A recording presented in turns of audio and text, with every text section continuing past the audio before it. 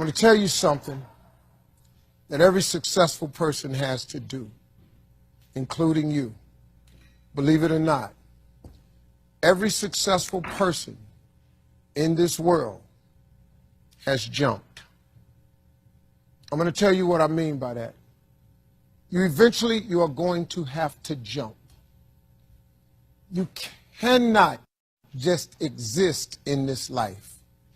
You have got to try to live. If you are waking up thinking that there's got to be more to your life than it is, man, believe that it is. Believe in your heart of hearts that it is.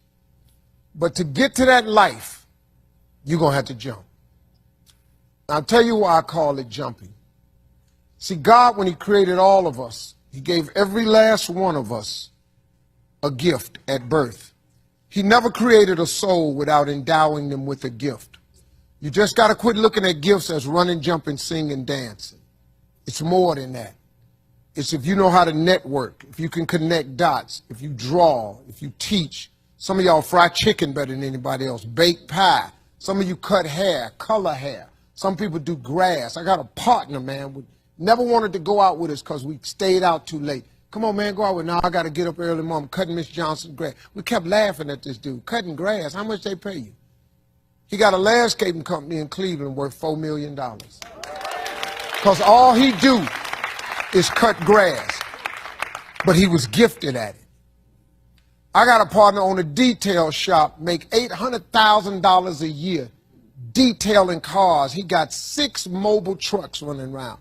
$800,000 a year. All he do is detail cars. That's his gift. That's what he loved to do. You've got to identify that gift. Now listen to me.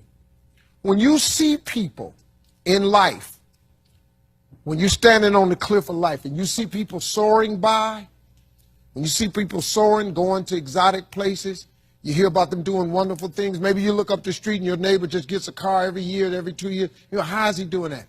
Have you ever thought, maybe this person right here has identified their gift and is living in their gift? Because your Bible says, your Bible says your gift will make room for you.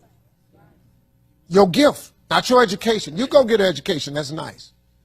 But if you don't use your gift, that education only going to take you so far, man. I know a lot of people got degrees, man. They ain't even using them. It's your gift. But the only way for you to soar is you got to jump. You got to take that gift that's packed away on your back. You got to jump off that cliff and pull that cord. That gift opens up and provides the soar. If you don't ever use it, you're going to just go to work. And if you're getting up going to work on a job every day that you hate going to, that ain't living, man. You just existed. At one point in time, you ought to see what living's like. But the only way to see what living like, you got to jump. And here's the problem. Let me just be real with you. When you first jump, let me tell you something. Your parachute will not open right away. I'm sorry. I wish I could tell you it did, but it don't. When you jump, it's not going to open right away. You're going to hit them rocks. You're going to get some skin tore off on them cliffs. You're going to get all your clothes tore off. You're going to get some cuts on you. You're going to be bleeding pretty bad. But eventually, the parachute has to open. That is a promise of God. That ain't a theory, that's a promise. His promises is true, because listen to me.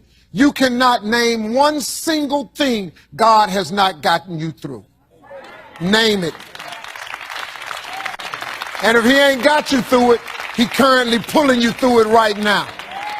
And the living proof of it is you sitting in here. If he hadn't got you through it, you wouldn't even be here. So if he ain't never not got you through it, why would he not let your parachute open? It has to open, man. But you got to jump, though. Now, here's another thing. You can play it safe and deal without the cuts and the tears. And you can stand on that cliff of life forever safe. But if you don't jump, I got another promise I can make you. Your parachute will never open. You'll never know. You'll never know what God really has for you. See, your God has a wonderful life for you. Once again, I'm going to refer to your Bible. Now, you go down there, you memorize these scriptures, you don't apply them to yourself.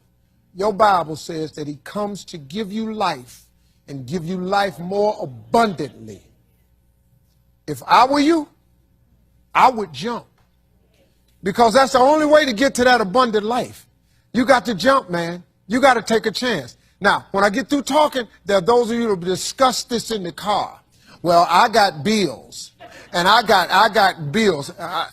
Whether you stay on the cliff or you jump, you're going to have bills. Well, if I quit my job, I'm going to ruin my credit. If you got a job, you live in check to check. Even if you got A1 credit, you can't buy nothing else no damn way. At one point in time, man, do yourself a favor. Go see what God really do. God hold you up, man. He ain't going to let you fall. He ain't bring you this far to let you fall. Do yourself a favor, man. Before you leave this world, before you die, jump.